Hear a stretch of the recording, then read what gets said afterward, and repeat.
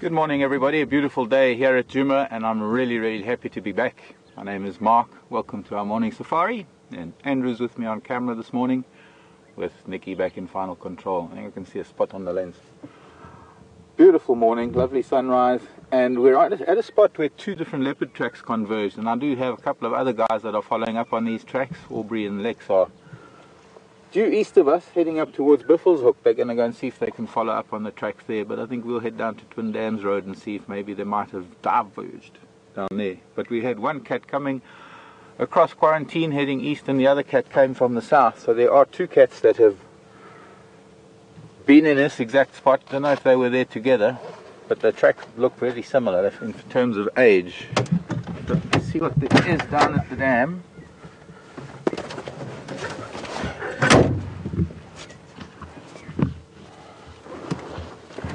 Yeah, there's just one little, it's still there. Fine, maybe it's just the light reflecting.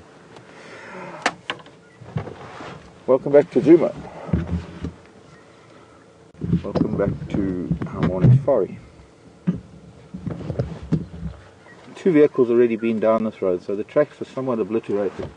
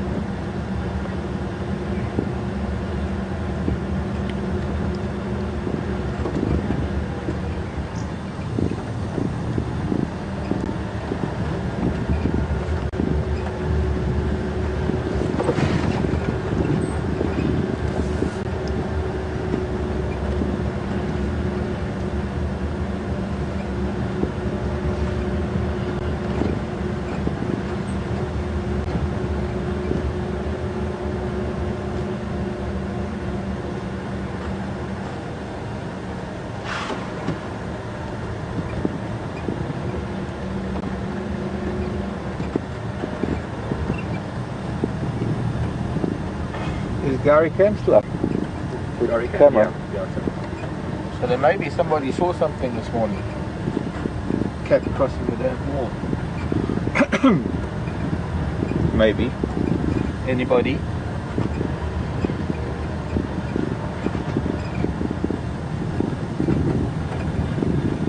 Beautiful light. I've got to show you this light as the sun breaks through this cloud. Have a quick look what the lodge looks like under this light.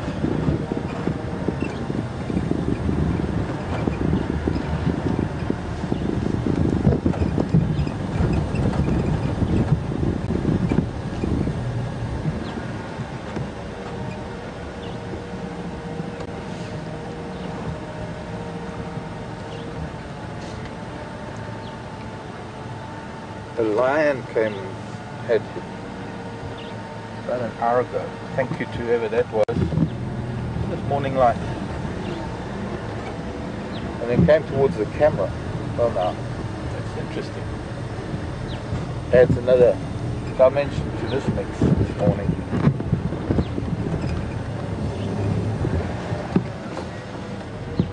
Combination of early sun, and dark clouds in the background make for the best light you'll ever get for photography or filming.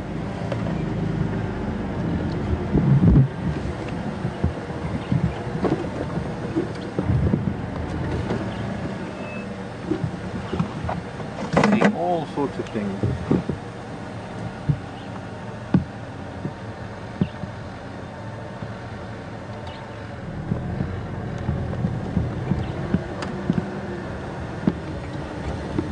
Thank you very much everybody. Some people say welcome back.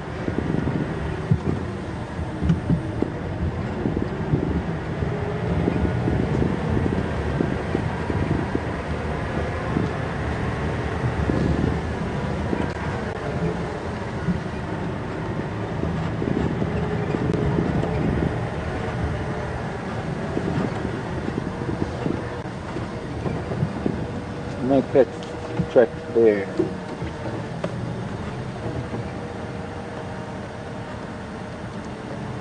Buffalo, Impala.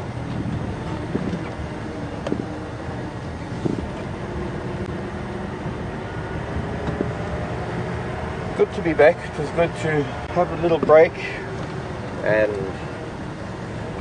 see a different part of the bushveld for what it is on a rather strange summer that we've had.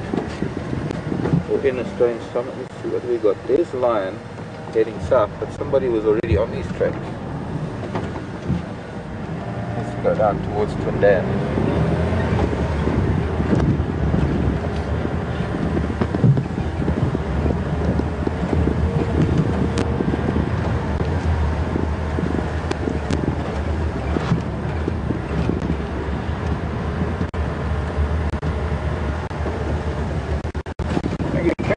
Saying that there are lions, a lion making a noise at Arathusa. I don't know if it's the same one, could be.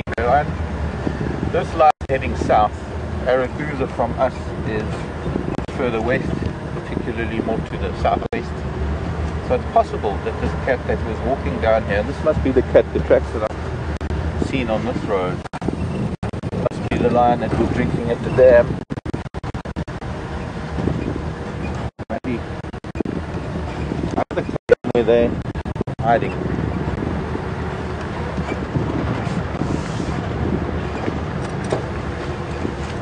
So quite a strange summer in that some of the places in the bush, in fact, it looks like the further east we are, it looks like the drier it has become and the less rainfall has fallen. And it's looking very yellow. Back home up in the Timbavati, which is almost due north of here, there's a snake skin. Thought it might have still been the snake, but it looks like the skin.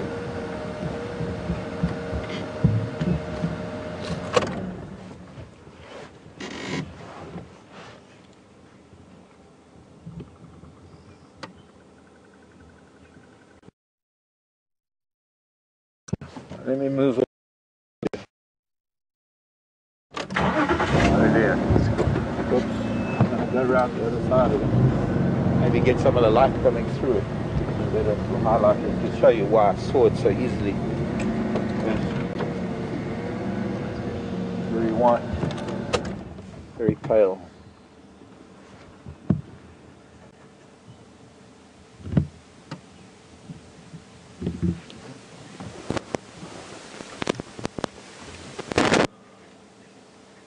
Difficult to say from this angle. Also, this is a fallen knobthorn, so I can't get close to it.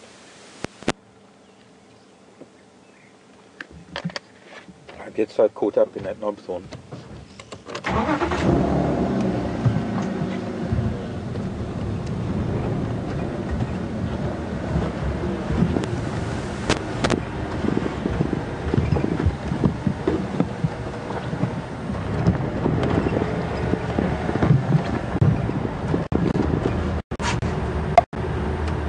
Interestingly, Hoedspruit, which is much further west, must have had some really good rain. There's still very shallow pans. Some of the little mud wallows that had dried up already back in January, February. Some of those little mud wallows and pans closer to town have got water in. You see buffalo and animals have been busy in them. An amazing afternoon as we get home. Last week, of course. There's one big dam next to the road, and there was a big herd of buffalo, a couple of hundred odd, and a big herd because there's always elephants at the dam. And it's funny, there were young elephants chasing buffalo everywhere they could, and the buffalo weren't really running away very hard. The little elephants were getting so frustrated with these buffalo that weren't really running away, that they were trumpeting madly. Let's focus on this hole in this leadwood.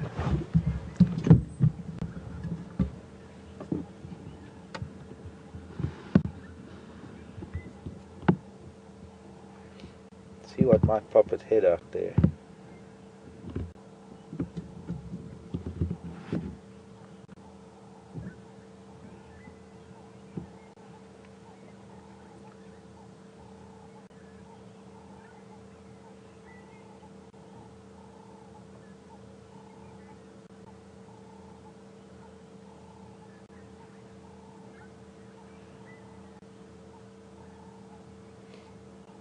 Come say hello, child.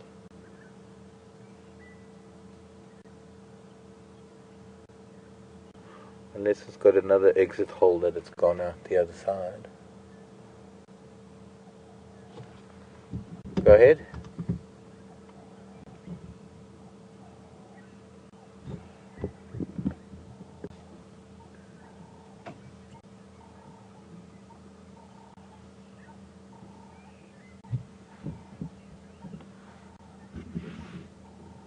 I don't think it's going to show. It was a squirrel. And either there's a hole at the back or it. But it might be worth coming another morning. The cooler it gets, the more they're going to be sitting out in the sun and less likely to dive back into the hole. Jenny was asking if there are any nuts in South Africa, nut trees. Gosh, it's a very, very broad question. But very simply, yes, there are. Of course, there are macadamia farms. All the commercial nuts are grown here. But in terms of indigenous trees, I think we should only really limit the answer to here, where we are in the Sabi Sands. South Africa has a very diverse range of trees, and, well, for example, 99% of the trees that grow here you won't find in the Cape. And 99.9% of the trees and things in the Cape you won't find anywhere else. In fact, probably 90% of the plant species in the Cape are not found anywhere else on the planet. Maybe not that many, but there are lots. The Cape flora is phenomenal. Second only to maybe the Amazon for diversity. But of the trees here, there are many. Although I'd have to really classify what a nut is. I mean, if we look at the marula nut, that's a nut.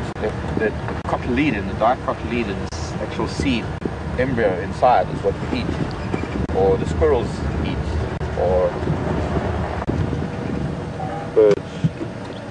By the way, this lion looks like he might have turned off the road. We'll have to go further and see a little bit further.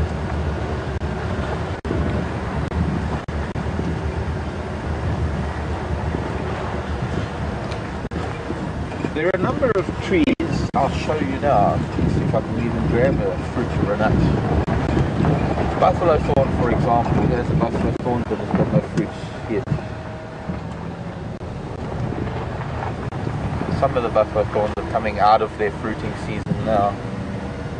And I meant to find one a while ago too. As soon as I find one, I'll show you how that looks. So there's a little bit of fruit around the stone, and inside the stone is the actual seed, but it's very difficult for anything to actually get to that. Sometimes squirrels can chew through it, but it's a very, very hard stone, and within that, the actual nut itself.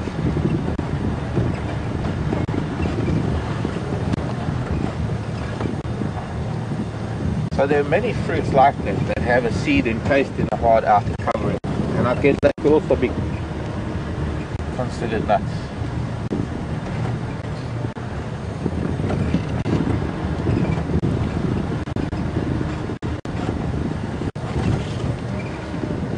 I guess I could be considered a nut in a different sense.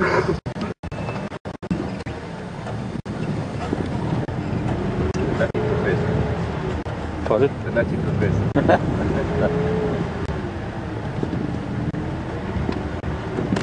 Okay. Still lion track.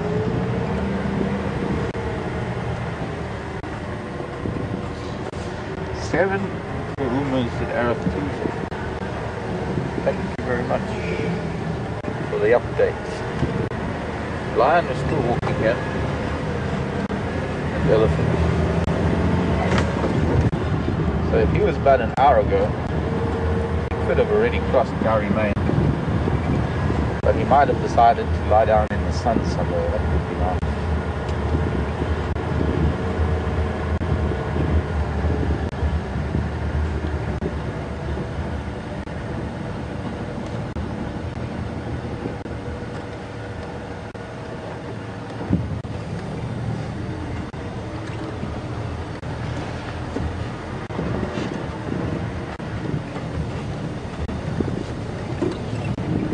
is walking on the left of the road.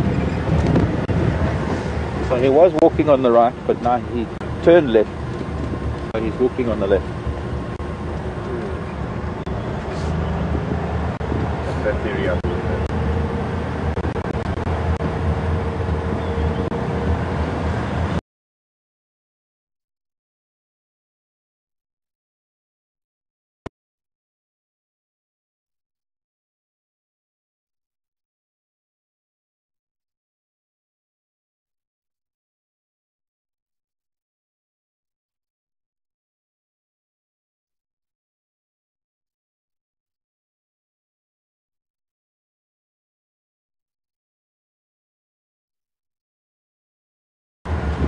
Crushed for their oils, and it is, as far as I know, used in cosmetics.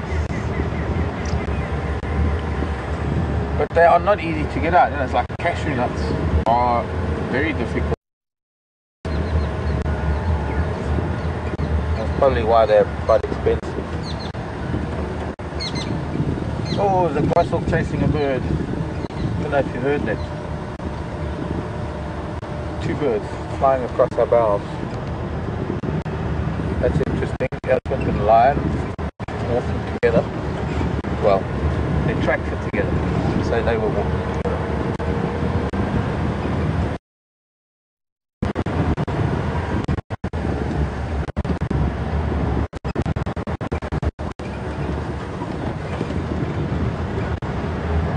Someone has driven here.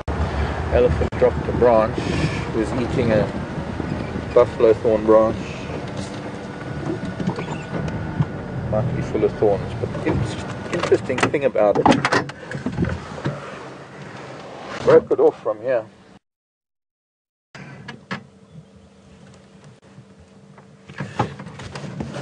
In fact, looks like it broke off quite a big chunk of this buffalo thorn. Chewing only the bark from where it broke it off all the way down to as far as I can get it. Going to be a lot of thorns on this. If I'm going to turn it up now, it'll be easier. Too many thorns. I want you to see this vine that's grown into this buffalo thorn more than anything else. Gosh, it's very long and outbalanced. But this vine must have been growing here for so long that it has actually embedded itself in, almost, not quite strangling it.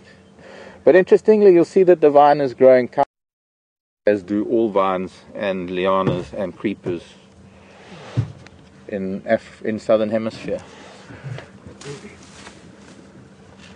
In the northern hemisphere? Clockwise. Just like water down a drain. Well, yes, but water down a drain is too small a body for the effect to be fully noted. There's another vine growing into this bush below. Weather systems. It is called the Coriolis effect.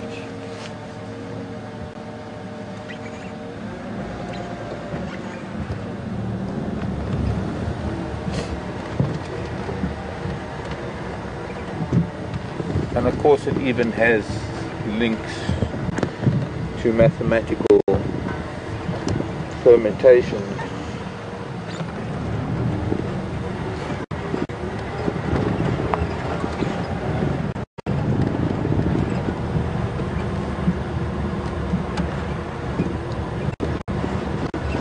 The elephant was busy.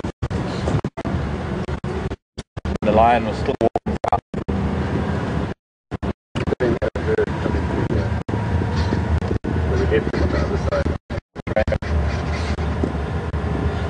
There is a big female that does this to buffalo thorns. Not many elephants do.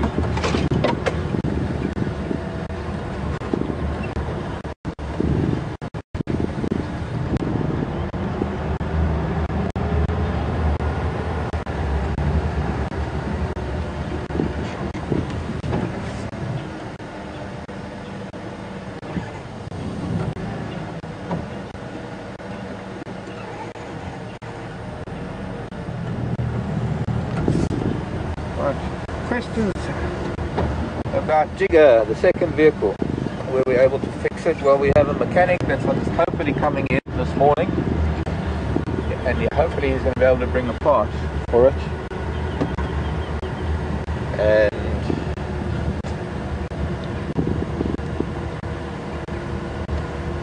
we won't know till maybe about lunchtime, I guess.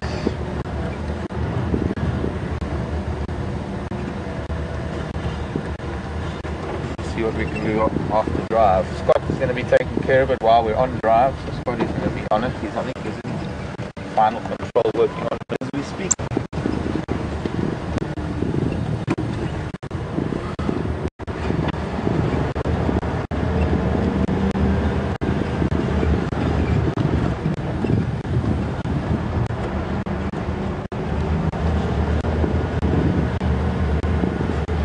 The Fibonacci code, no, not code, sequence.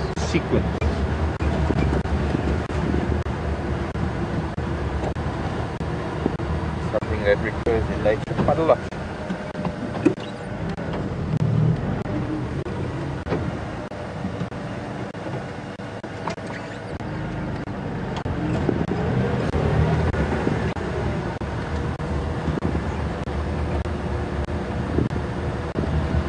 So I hear there was quite a commotion down here at Twin Dam some time ago. A few days ago. Elephants and buffalo and leopard or something. Were you here? Yeah, I wasn't sure. So the lion came down here, and I guess he might have headed past the water. We'll have to see on the other side of the dam too. Awfully close to Gowrie Main now, heading south. Unless he lay down, he's crossed the road. I've been hoping to see a cat in the road ever since Gowrie Dam.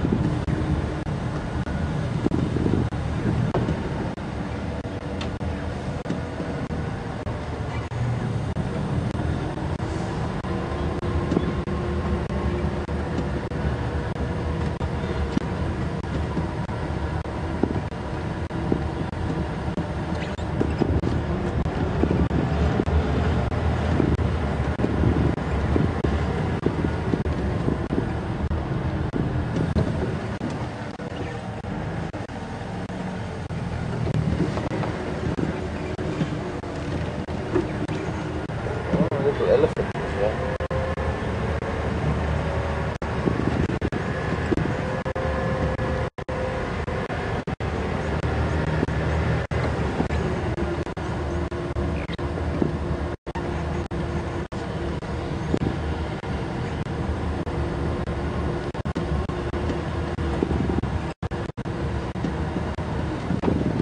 And here we have his tracks.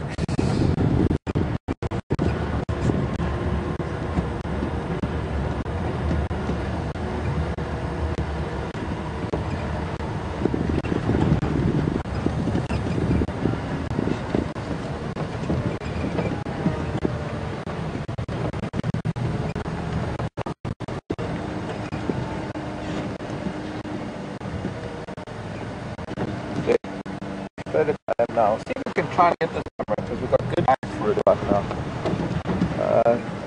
Sand, I think we need to find maybe a track in softer sand. Looks like there were even hyena following. That's a fairly nice one.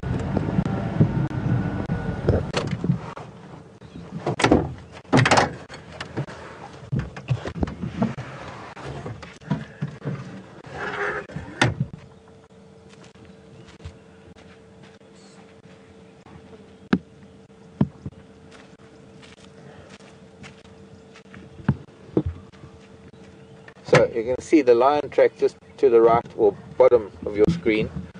My handprint right next to it. That's a big male lion. It's quite a big male. It's probably one of the big Matimbas who has now crossed Baboon Pan and is heading south. I've just heard Egyptian geese going off a little bit. You hear that? Egyptian geese alarming a little bit further up. So at least we found his tracks all the way. No question about him crossing over. Let's go back up to Wheeler's Net. We're going to go back around the dam I'll try and get, when I get up there, I'll try and get hold of the guys who went on to Biffleshoek. See if they maybe pick up on leopard tracks again.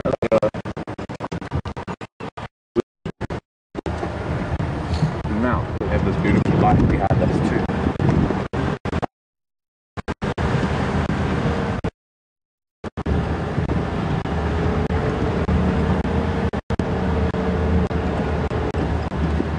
Only one line though.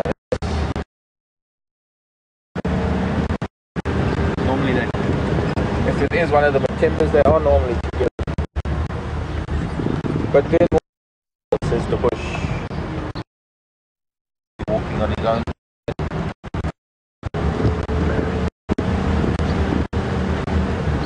What, you can just go back? It would be a nice shot of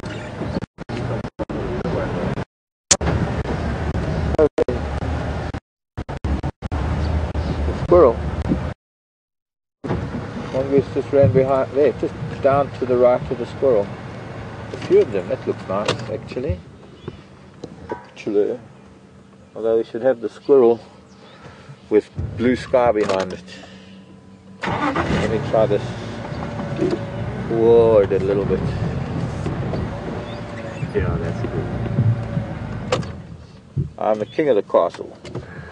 He's not letting the mongoose get the upper hand this morning. The upper paw. There's the mongoose back bottom right of your screen. Beautiful.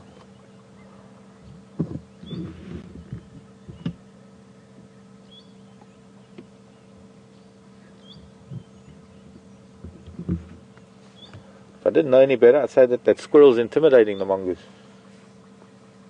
Let's see what happens.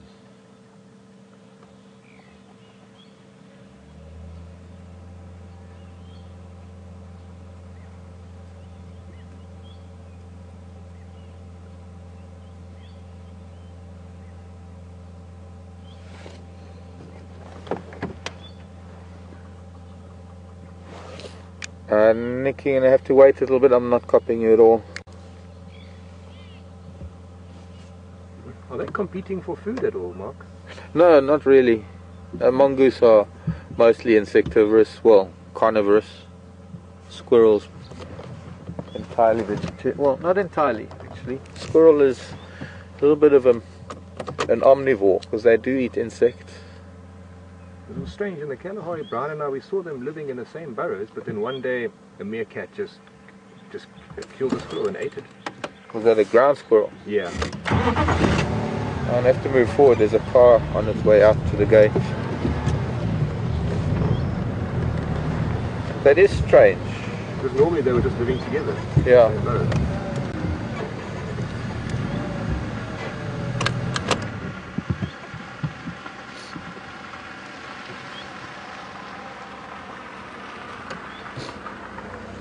Hello.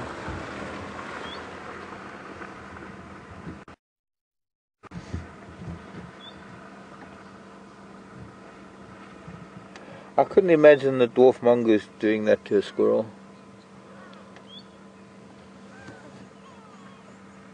Being a little smaller as they are.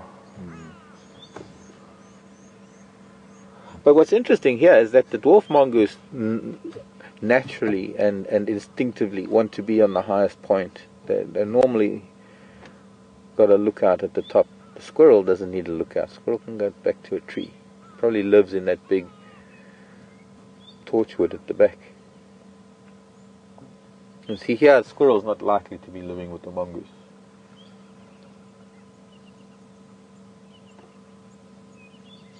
But this squirrel has certainly claimed top post. I suppose the mongoose can be grateful in a way because the squirrel is going to act as a lookout as much maybe as they are. The predators are going to be the same. Going to be likely an eagle out of the sky or a snake in the grass.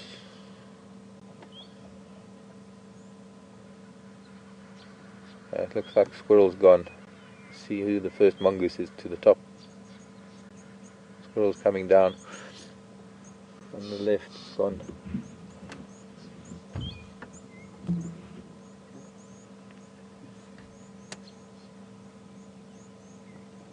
Go back to where we were. Gravity will take me there. Fly, please go away.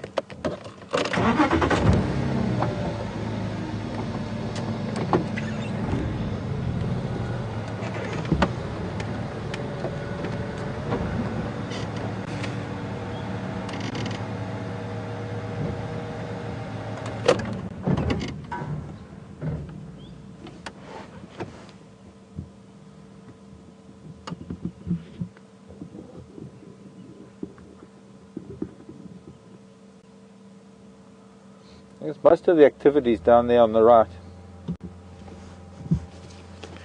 Yeah, a little better now.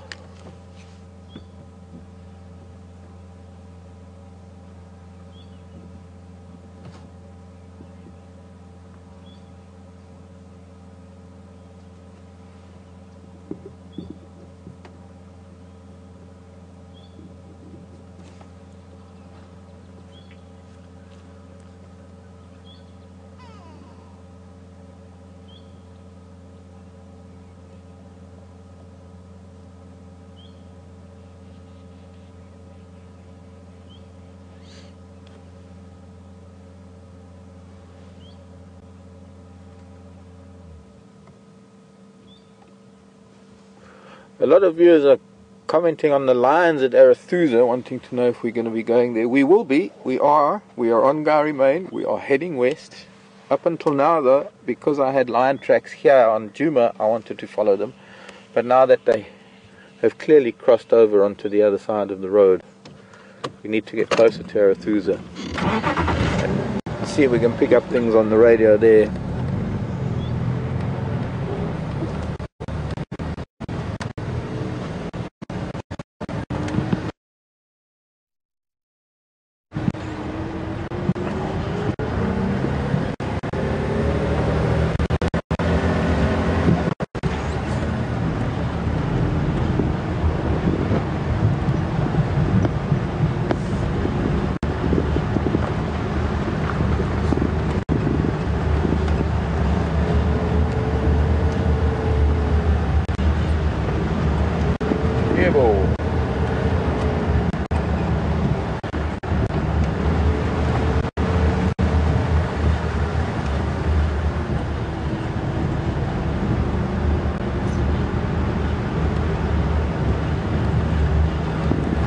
Molly, morning Molly.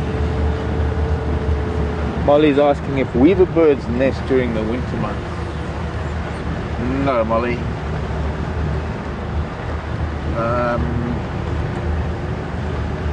Maybe some of the social weavers. If I remember correctly, up in Kenya we had social weavers with huge colonies. It seems like there were just always chicks falling out of the nests, because those are more permanent nests. The temporary nests that most of the other weavers build, the single basket nests that most of the weavers build, is a nest that is only used once for raising chicks, once. And then, since they use mostly, well, not all of them, but a lot of them use the green grasses to weave the nest. You can't really weave a nest with dry grasses, so they can't really build a nest in winter. And by the time winter comes at the end of summer,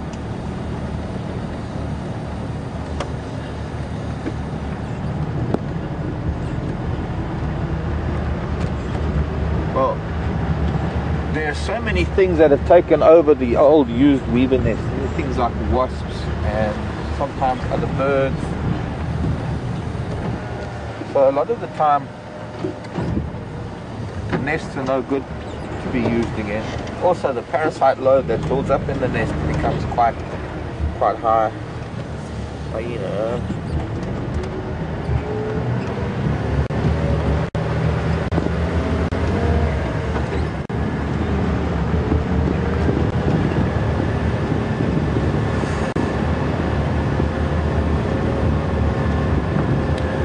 some of the weavers, there's the red-headed weaver, for example, it doesn't use grass, it uses twigs more than anything else, because it doesn't necessarily weave them, it kind of intertwines them. See if we can find, normally we might find a the odd red-headed weaver's nest on one of the power lines or telephone lines.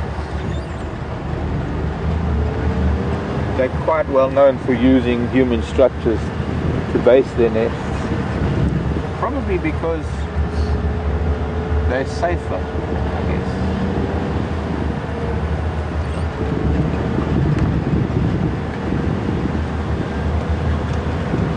It's not easy for a snake to get up there onto that wire.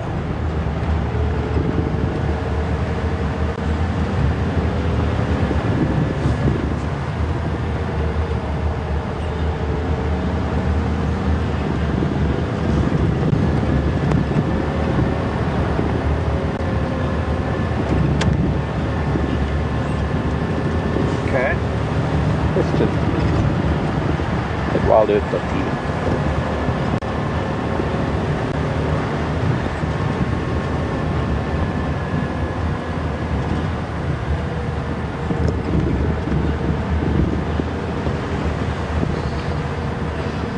Morning, Jeffrey. Hello, Jeffrey in Texas. Nice to hear from you, Jeffrey.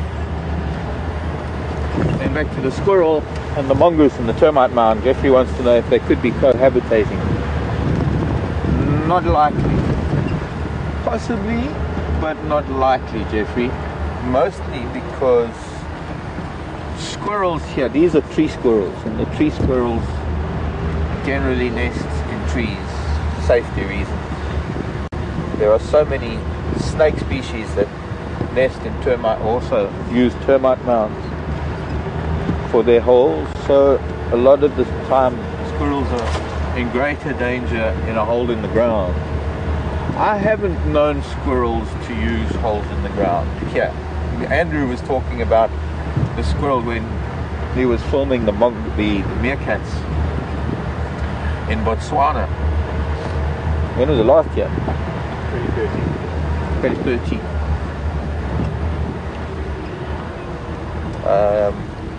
But those were ground squirrels, so yes, they were cohabitating. Andrew was saying that there was one incident where there was a mongoose that was cohabitating, that was living with the meerkat, ground squirrel rather.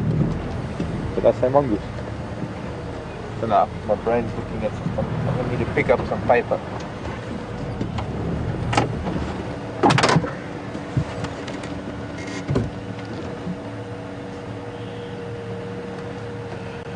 A napkin. Termites are using a napkin with lipstick on it.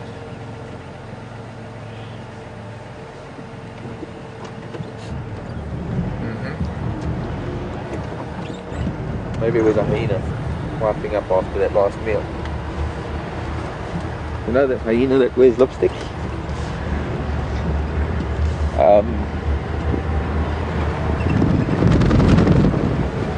So the meerkats in Botswana, there was a squirrel living with them, the ones they were filming, and then you said, do you know if it was like the alpha or Sure, not sure, we just saw a tail there. Really? Yeah. Tail. So they weren't really cohabitating. They were, I'm not sure if it was if they killed the squirrel that they were cohabitating with, or just another one. Cohabiting or cohabitating? Cohabiting. Yes, living together. Yeah. But they seem to be friendly, and all of a sudden one day... Bum road. No tracks coming in or out there. Let me see what's happening on the radio.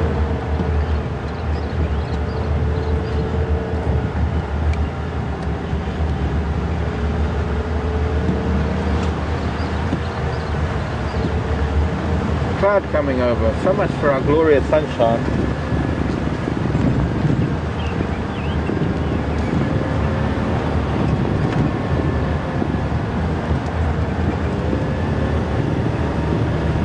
Winter months for us, we're going to be getting later a little bit in the morning. As you've noticed, we started at 6:30 this morning and pushes things half an hour a little bit. I'm guessing by May we might even be starting at 7.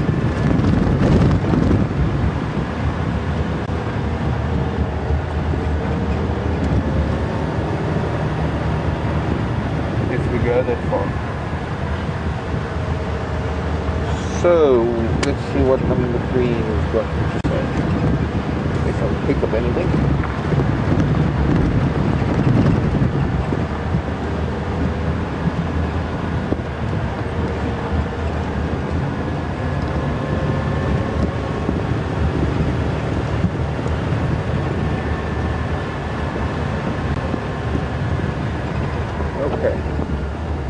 Stronger.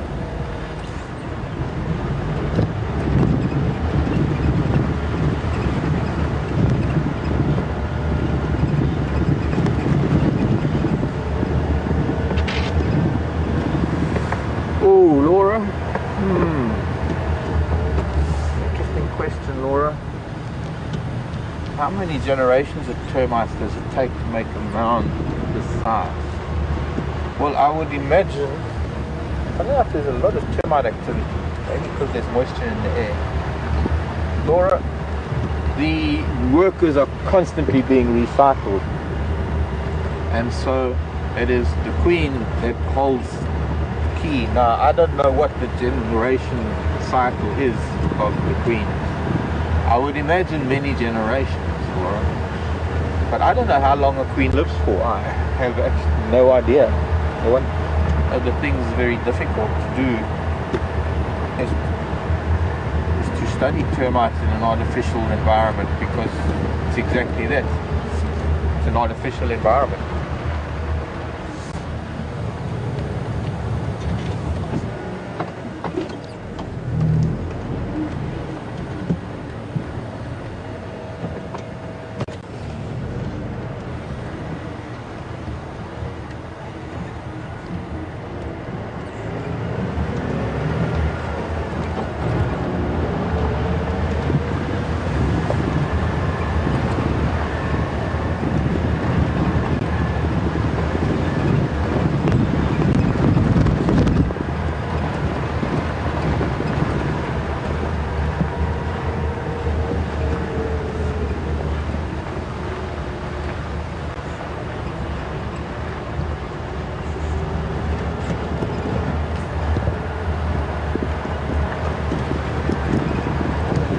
Thanks, Vicky. I'm not copying you too well. I got a little bit of that, but I'll probably get a better update. I need to be on the other radio, and I'll get an update on that.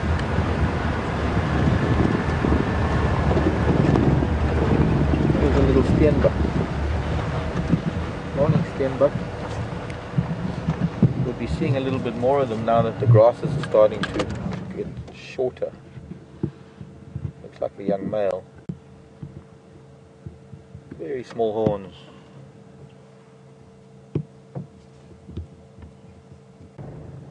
So much for shorter grasses. Always looking quite concerned about something. Ears forward. Let me go forward a bit. See if we can pick them up again.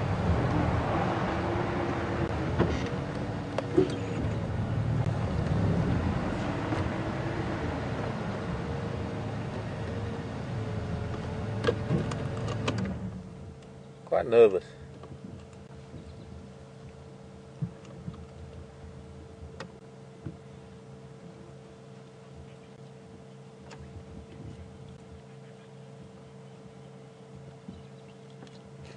I guess you have to be a little nervous when you're that size, that even a snake could eat you, or an eagle.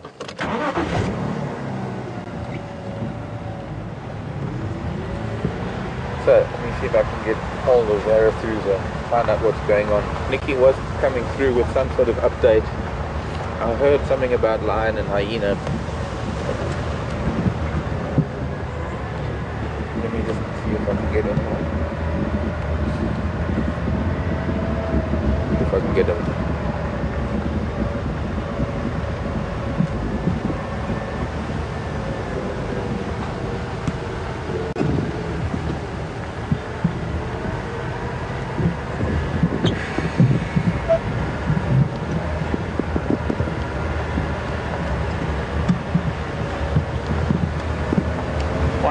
Mark crossing up to Safari. Can I get update on Ngala then?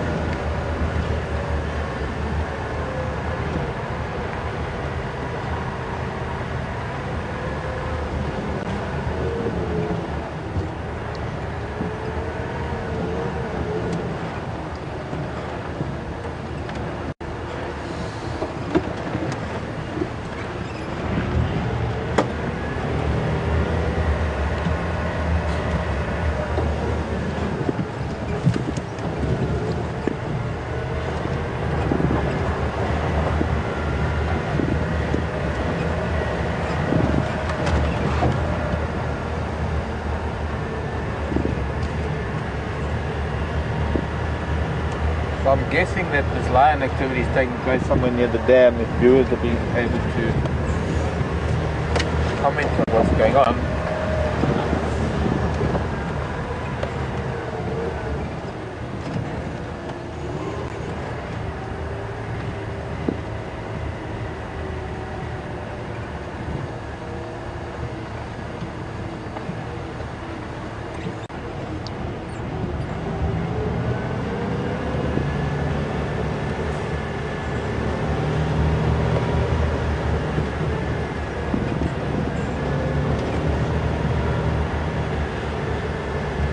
There's a lot of activity on the radar, and clearly vehicles talking about entering the sighting. Wait till I'm a little closer and I'll try and call again.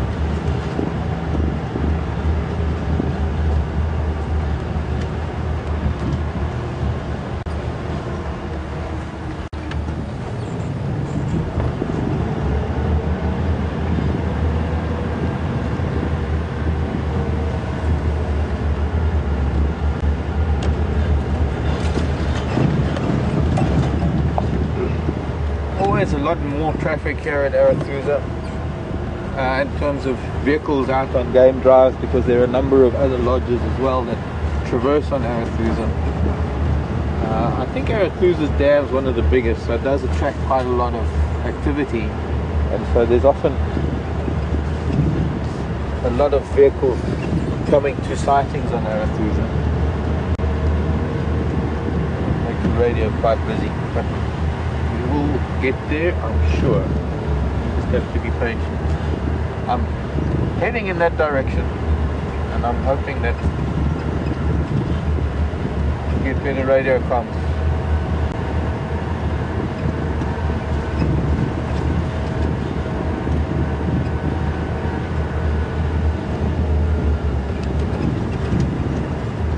Roy, come in.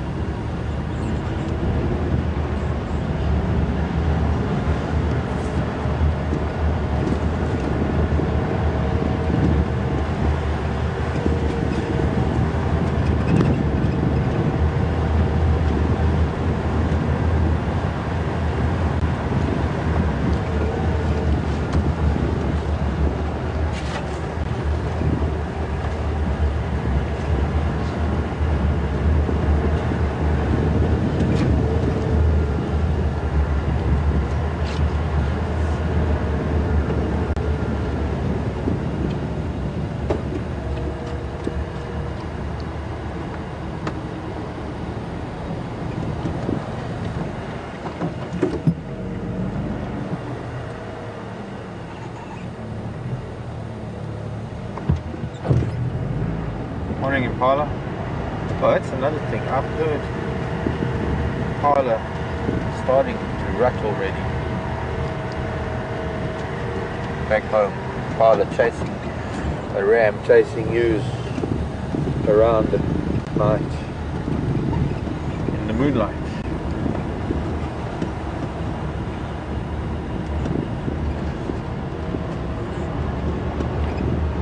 I wonder if anybody saw the eclipse. Of course, we didn't get it down here.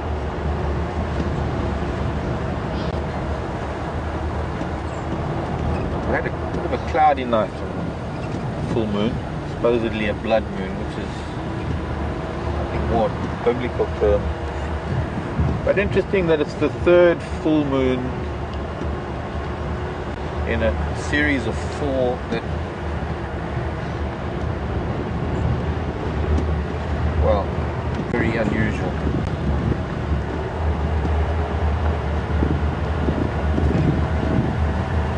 Sometimes we can go a whole century entry without having what do they call it, tetrad or something.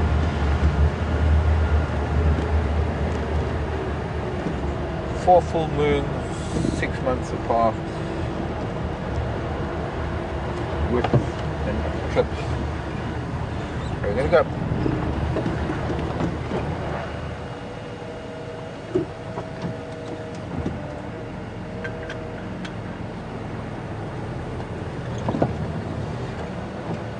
Okay.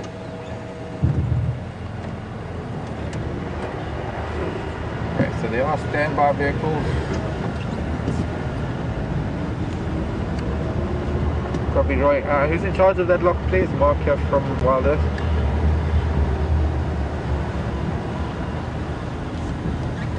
Copy, thank you. So, we can't go there right now.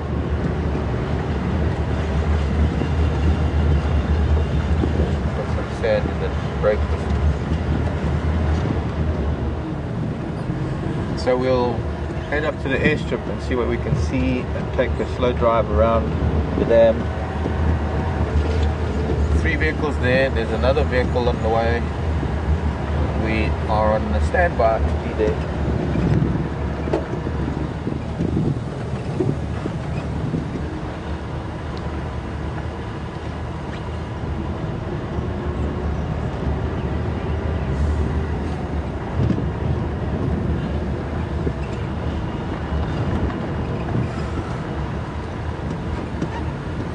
Look at the chilly wind.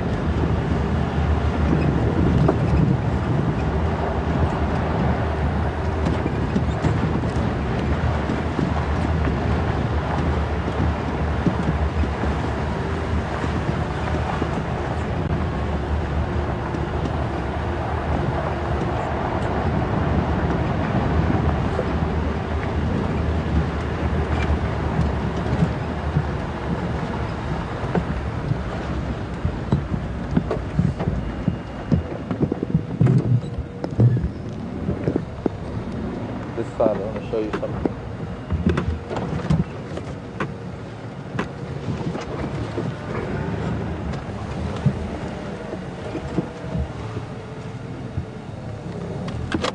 Can you see this thing? It's a little foam nest, dry foam from a praying mantis, and some of them have actually hatched.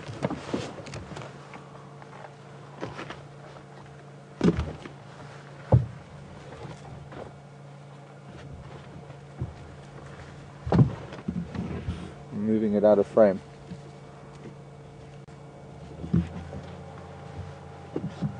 Can you see some of the little holes if I point it in the right direction? They're little chambers.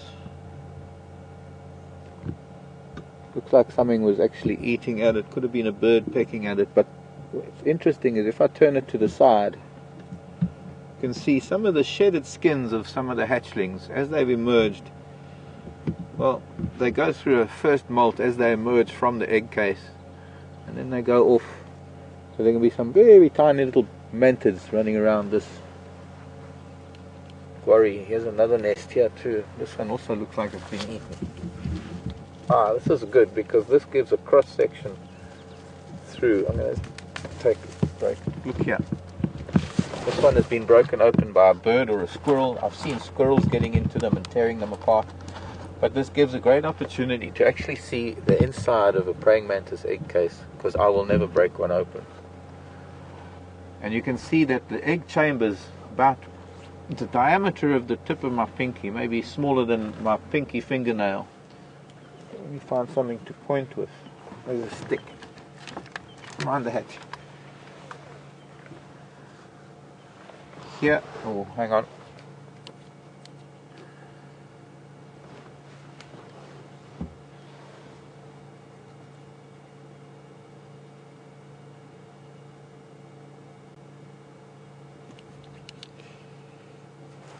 Okay, just have to turn that down for a bit. So this central part here is the actual egg cases, and there are these parallel chambers that we can't quite see because of the way it's been broken open, but there are, I suppose, in a cross section maybe a dozen parallel little chambers that each have an egg, and each of those leads.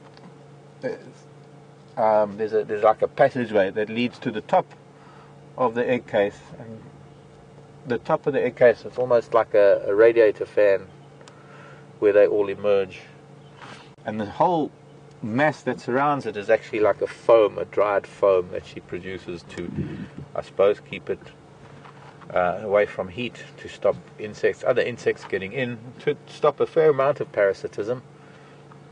But there are always going to be parasites that will get in there, whether they in the form of wasps laying eggs, or whether it's I suppose a bird preying on it, or a squirrel chewing it. I've seen hornbills also breaking them open. There's a wasp that has a very, very long ovipositor, almost the length of its abdomen, that drills its long ovipositor. Ovipositor is a special mechanism to deposit eggs. She drills in there and puts her eggs in the mantis egg case, and those tiny little wasps, the larvae, eat up the growing praying mantis nymphs. Sometimes you only get wasps emerging from a praying mantis egg case. That can be very confusing, especially 2 or 5 or 6-year-olds, something like that. Maybe I was a bit older, 7 or 8.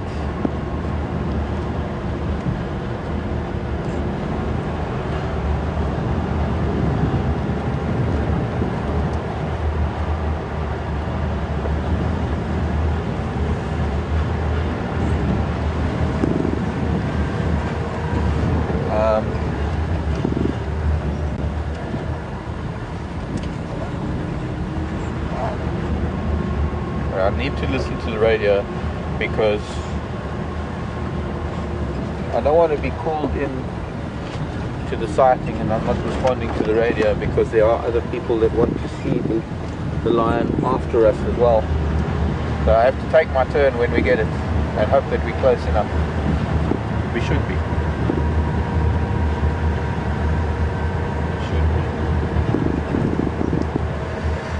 So, as I was saying, I was probably about 7 or 8 because I was at school. Because I remember having a praying mantis laying her egg on my curtain at home. I mean, most likely it was because I put the praying mantis on the curtain in the first place. My room was a menagerie. And I came home from school, and instead of praying mantises hatching out of this egg case, it was wasps. And I actually watched them emerging. But I think that's about when I first started learning about parasitic wasps. I was always fascinated with the Time Life Library. It was about my only source of that and National Geographic. Only source of info. Oh wait, I remember too, there was a book called, or rather a magazine called Look and Learn that my dad subscribed for me. And then of course other books, but the ones I think that were most exciting were things like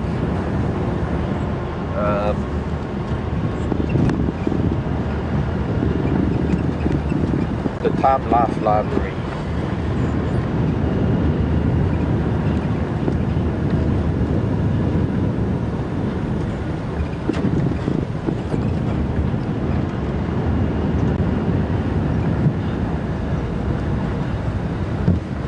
Okay.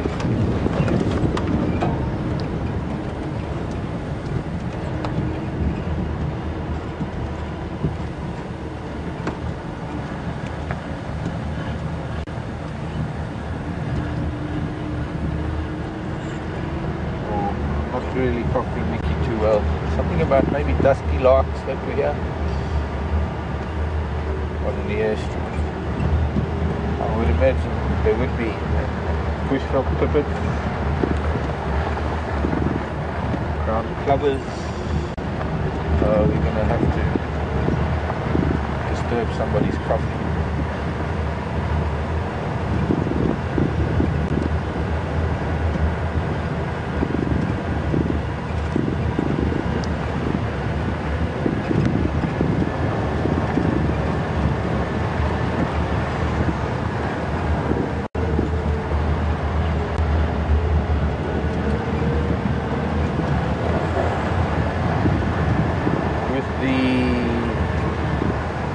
Hold on.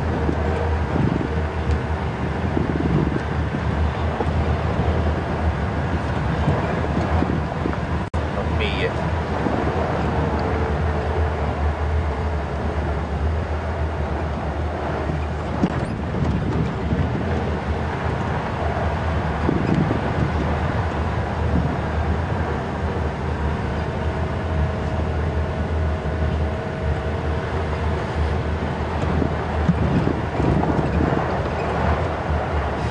Excuse me.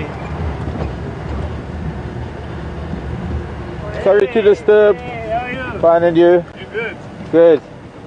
Abon nila tunggat. Yan yung quarter. Oh, where? Yeah. Okay.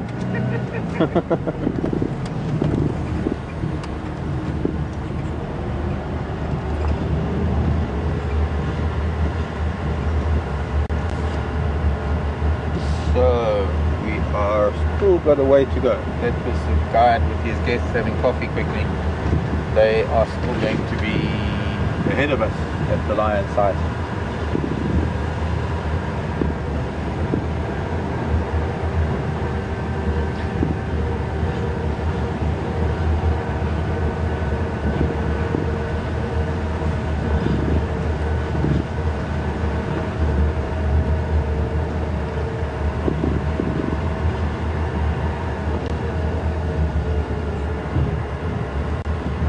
Perhaps we can go and do some driving elsewhere. Oh, lion tracks. But that's because that's where the lion are. I thought we were getting close to our turn. It's not. To be. It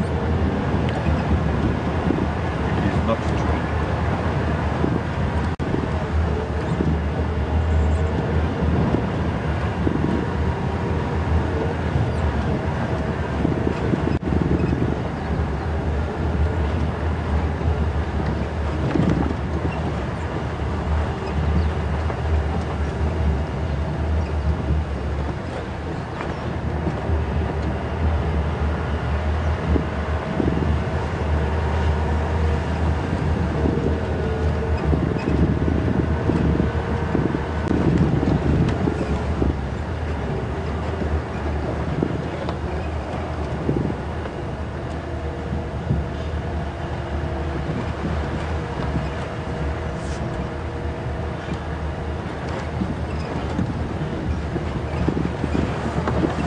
Oh, well, hello everybody who's mentioned that.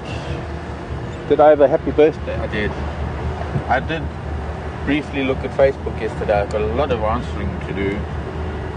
I did manage to send a few answers from the message section, but I wasn't able to get onto Facebook or anything. It was Oriole.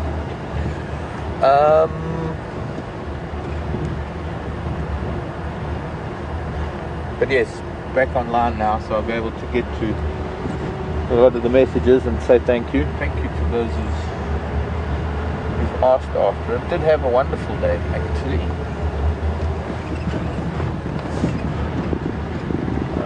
It was a good couple of days because it was a friend's birthday on the 1st, another friend on the 2nd, so we kind of got together on the 2nd.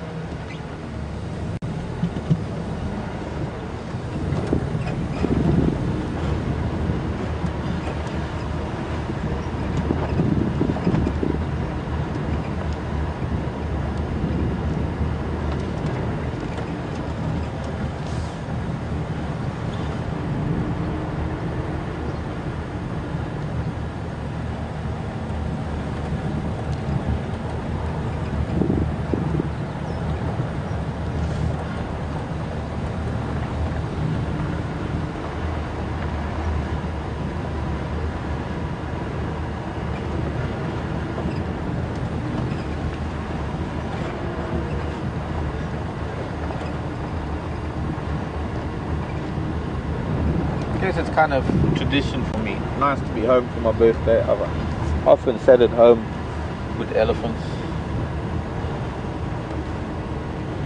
for my day, my grandma's day.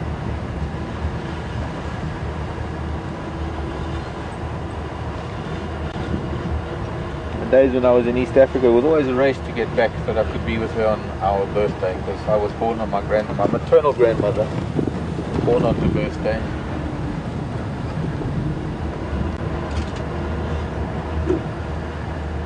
Now I can remember her wherever I am.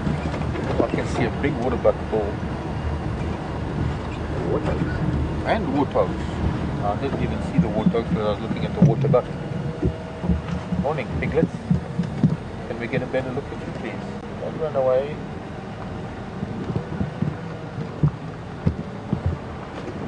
Stay. We go a little, if we can just ease past this quarry bush.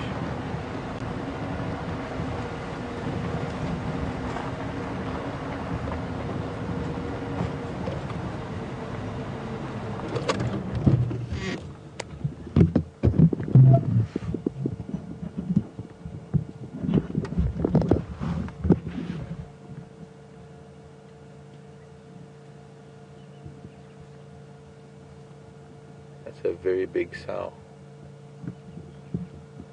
She's got kids of 2 ages.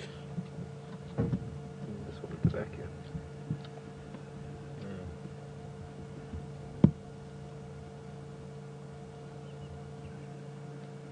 She's a very experienced mama pig.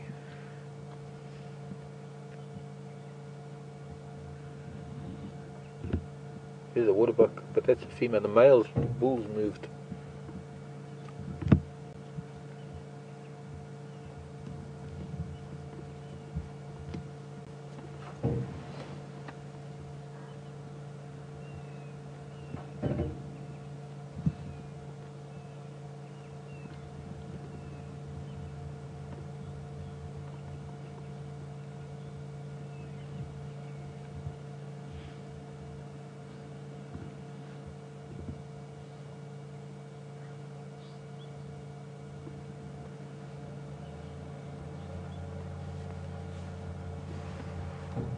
And if we can go forward, maybe we see her better.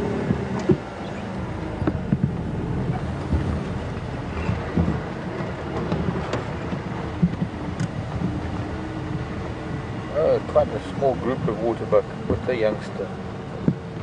Able to see. What's nice about this warthog, if she stays there now, actually while she's chewing, we can see something we don't often see with warthog. You can see the lower tusks as she chews, how they ride just underneath the top tusks. And it's almost like these self-sharpening stilettos. Those are her weapons. Here's the bull of this waterbuck family just behind this cow that's moving forward now. Beautiful waterbuck family.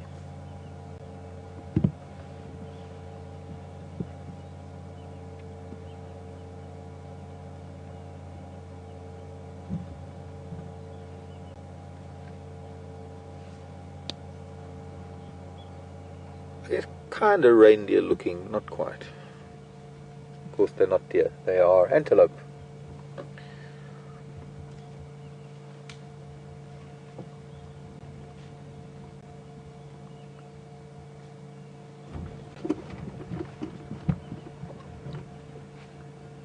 Very handsome fella.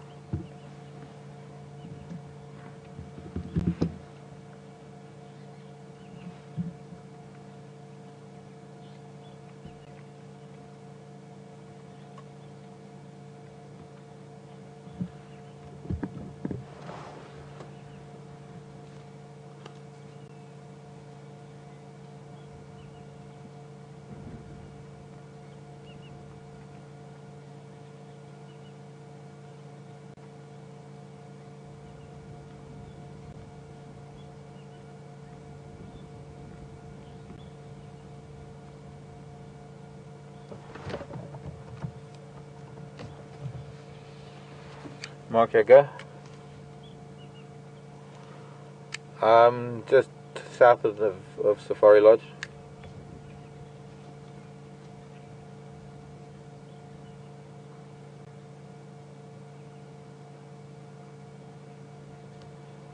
Okay, copied. Is that Elvis? Okay, copy now. Confirm. I can pull in now. Okay, copy. Thanks. Let's go see the cat.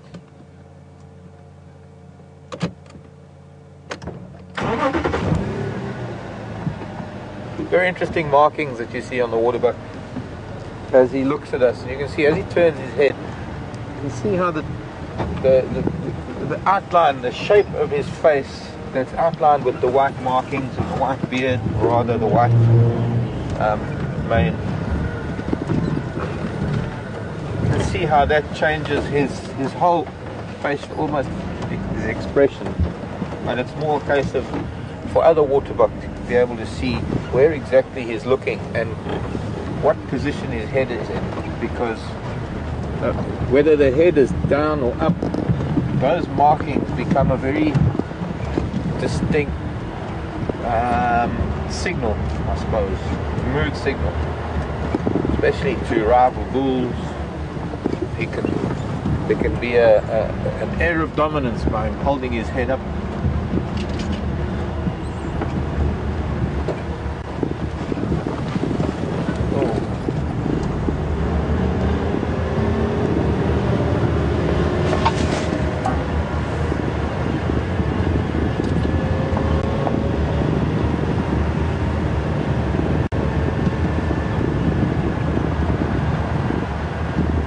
One lioness.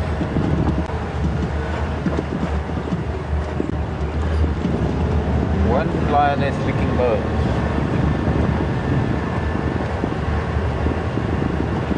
So they must have killed something last night, and it sounds like whatever it is, they've finished it already. It was, not is. It was. Could do a waterbuck maybe. Far down this way, we can cross the damn wall and get there. Whoops.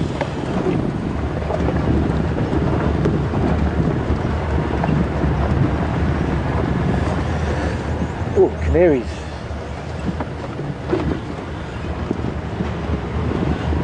Flying away. Canaries.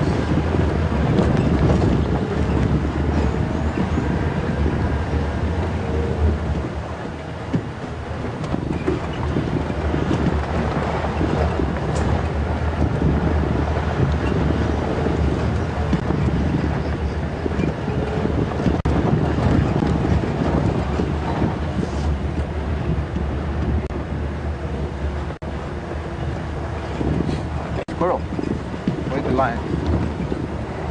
That's the lion.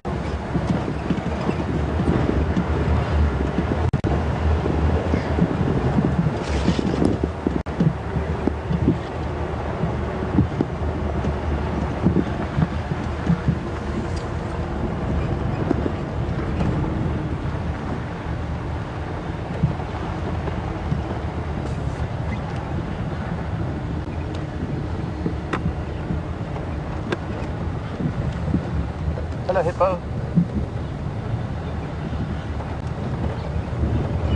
That's hippo. Okay, now I see where Elvis is.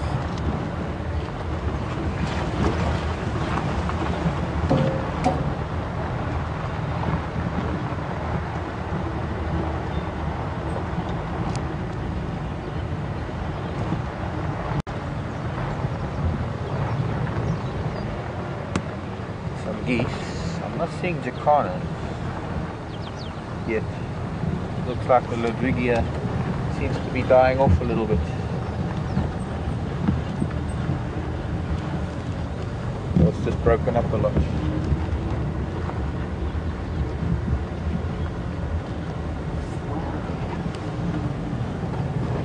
Egyptian geese too.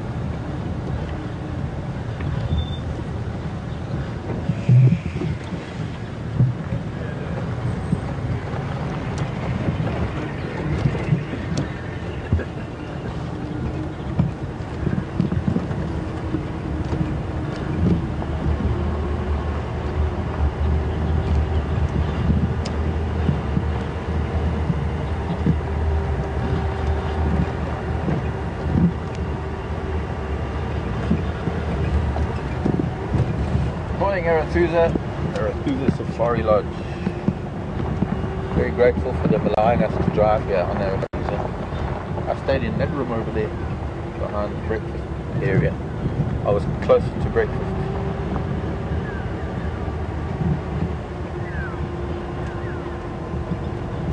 Oh, I do see a jacana. We'll see if we can come and find the jacana after the cats. The lily trotter. African jacana.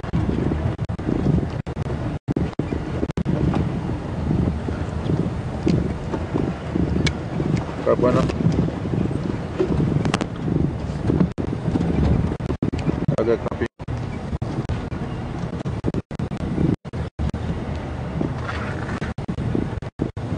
Oh yeah,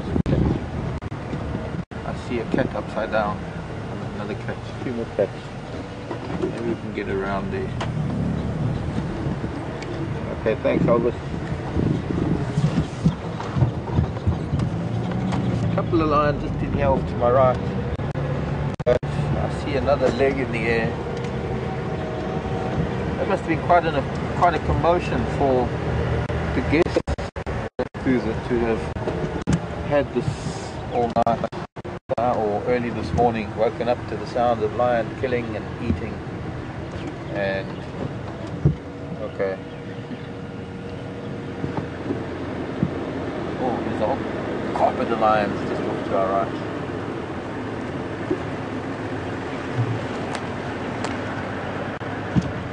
Hello. Morning. Very good, and you? Bye.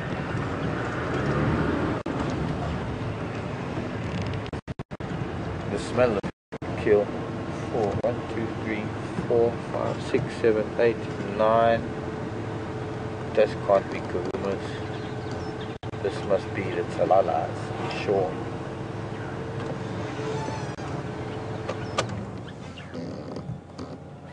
For now, let's stop and have a look from here. Need to figure out what is our best angle. One little cat was just getting a frown on its face. There at the back. Let me come forward a bit. Also, I'm blocking the entrance, exit side. Oh.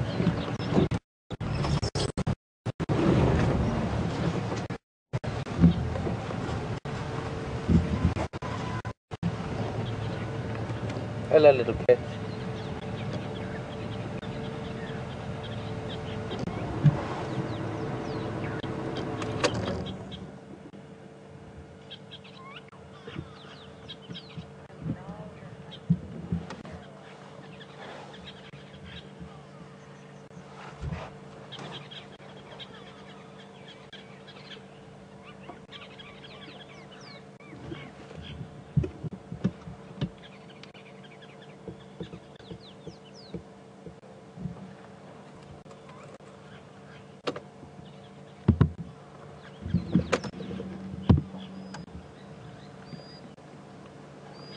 Gonna go around the bend, around the gory bush, round and round the gory bush. Monkey chase, the weasel. Where does a monkey ever get close to a weasel? So maybe.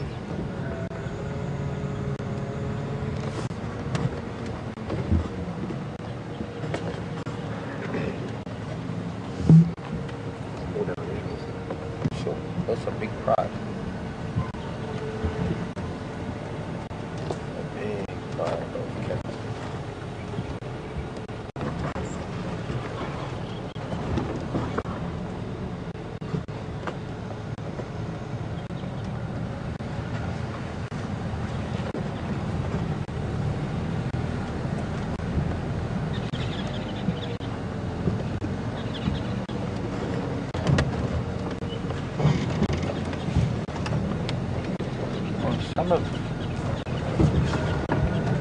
Some of the remains of the kill.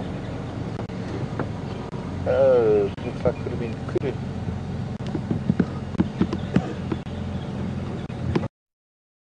There's a pelvis, part of the vertebra still intact, and the two hind legs with a hoof. You see a shoulder blade. These are youngsters. There's still one eating on something.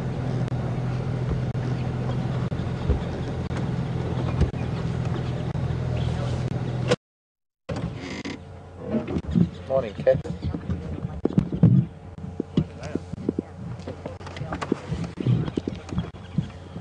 How many did we count up there? 8 or 9 or something. These 3, 12. There's one that is back to us. She's still chewing on something.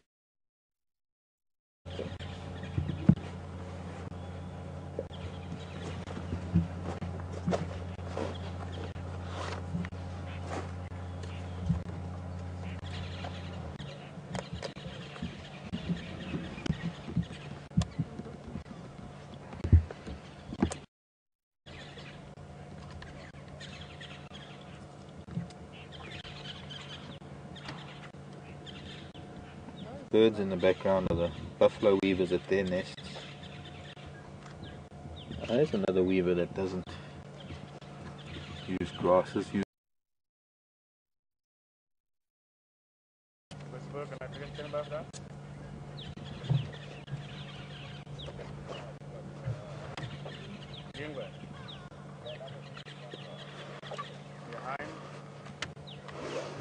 Thank you. You know what? Well, I wanted to go to the island.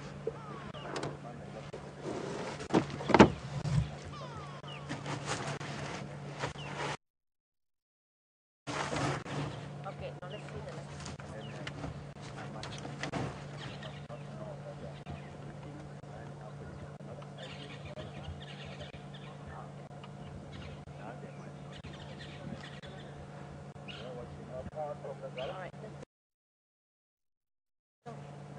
All right. All right. We're standing by number.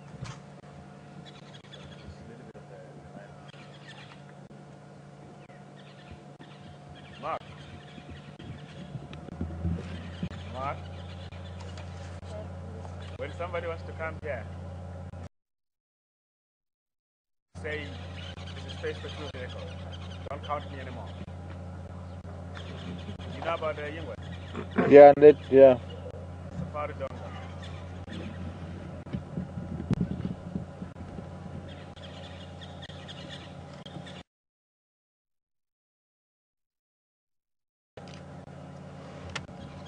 Male leopard.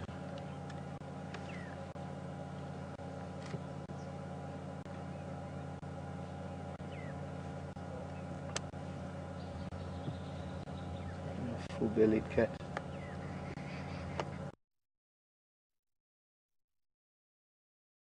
So water buck? So it could be, I suppose. Can't really tell what. Just at the glimpse that I had. Not a very big leg.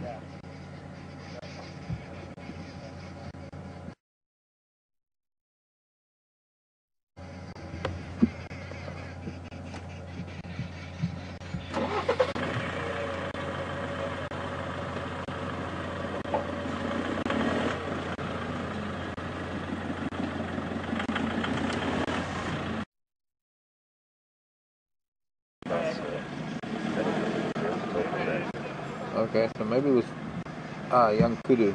There we go. I've got the skull. I can go forward and we can get a better look at it from this angle.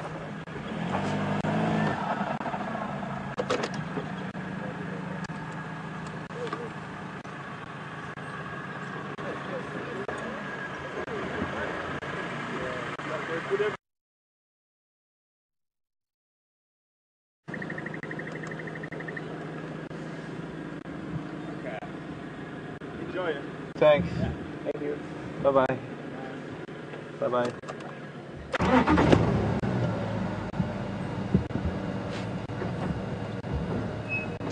If I can maybe move a little bit.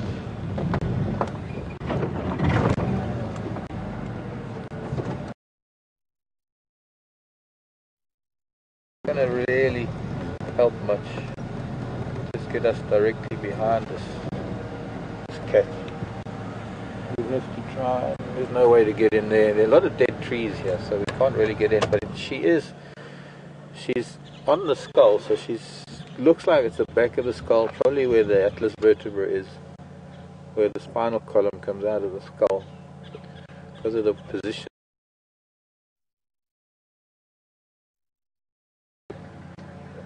But I might be wrong, might have been a nyala. Still can't see it too well.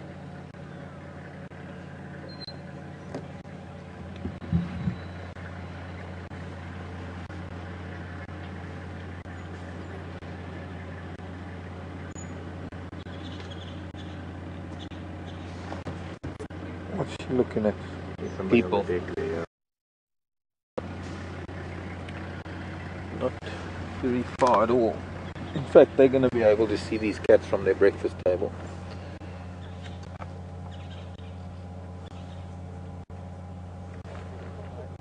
Oh, she's creeping closer. You're going to probably get a little bit of a snarl, maybe. Putting her nose very close. Ah, it's a big kudu.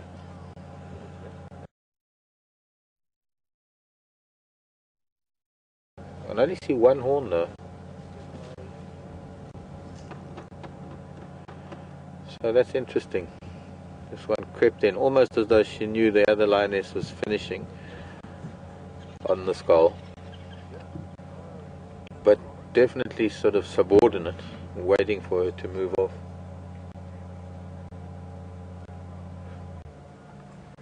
If only I could be just a few inches forward, but I've got my wheel right against a fallen tree.